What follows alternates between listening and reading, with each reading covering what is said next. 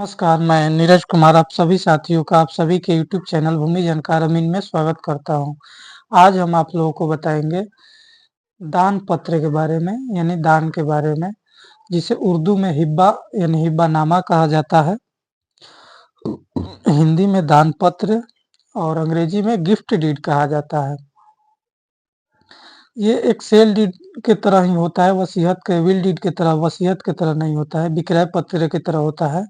यानी कि एक जीवित व्यक्ति ही उसको कर सकता है और दोनों तैयार हो और दोनों सहमत हो और रजिस्टर्ड डॉक्यूमेंट पे ही किया जा सकता है। संपत्ति अंतरण अधिनियम के अंतर्गत इसका प्रावधान बनाया गया है। सबसे पहले आपको मैं बता दूं कि मैं दाखिल खारिज संबंधित सभी वीडियो बना रहा हूं, लेकिन संपत्ति के आधार प्राप्त करने के लिए और दाखिल खारिज कराने के लिए दान भी एक प्रमुख डॉक्यूमेंट है, तो इसलिए मैं इसको एक्सप्लेन कर देता हूं कि दान किस प्रकार से प्राप्त किया जाता है। नियम 2011 के धारा 3 के उपधारा 2 एवं धारा 4 के उपधारा 1 और 7 में प्रावधान किया गया है। कोई व्यक्ति दान द्वारा भूमि प्राप्त करता है यानी हिब्बा द्वारा, उर्दू में हिब्बा बोला जाता है, या गिफ्ट द्वारा, तो उसे दाखिल खारिज का प्रावधान किया है। तो दाखिल खारिज के लिए उसे रजिस्टर्ड डॉक्यूमेंट लाना होगा और इसका प्रावधान किया गया है 1956 हिंदू उत्तराधिकार अधिनियम 1956 और संशोधित अधिनियम 2005 के धारा 30 में,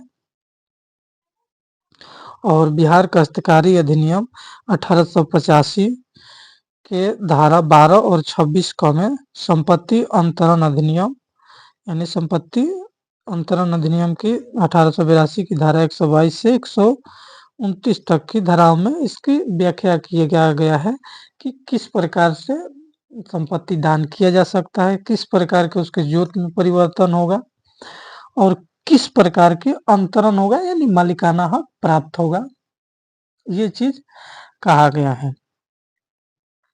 तो कोई भी जीवित व्यक्ति को ही गिफ्ट कर सकता है और गिफ्ट करने के तत्काल बाद एकदम सेल डीड के तरह ही उसे मालिकाना हक संपूर्ण टाइटिल प्राप्त हो जाता है।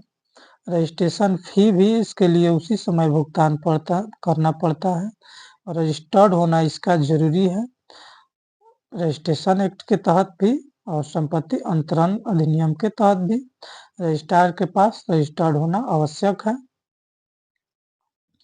और रजिस्ट्रेशन शुल्क भी इसका लगता है। और ये एक बहुत ही वैलिड, अगर किसी को जमीन अपने निजी रिश्तेदारों से या किसी से भी प्राप्त करना है तो ये एक वैलिड है, ये कभी भी रिजेक्ट जल्दी नहीं होता है, क्योंकि एक सेल डीड के तरह ही एकदम वैलिड दस्तावेज है और इसके आधार पे दाखिल खारिज होता है। इसके आधार पे संपूर्ण मालिकाना हक प्राप्त होता है। वसीयत में क्या होता है कि उसको प्रोवेट कराना होता है और प्रोवेट कराते वक्त बहुत सारे सवालों का और साक्ष्य को उपलब्ध कराना पड़ता है न्यायालय में, उसके बाद होता है और उसका नियमावली है। लेकिन ये जो है एक वैलिड है, रजिस्टर्ड है और कोई भी व्यक्ति अपनी संपत्ति को दान करना चाहता है तो वो दान कर सकता है।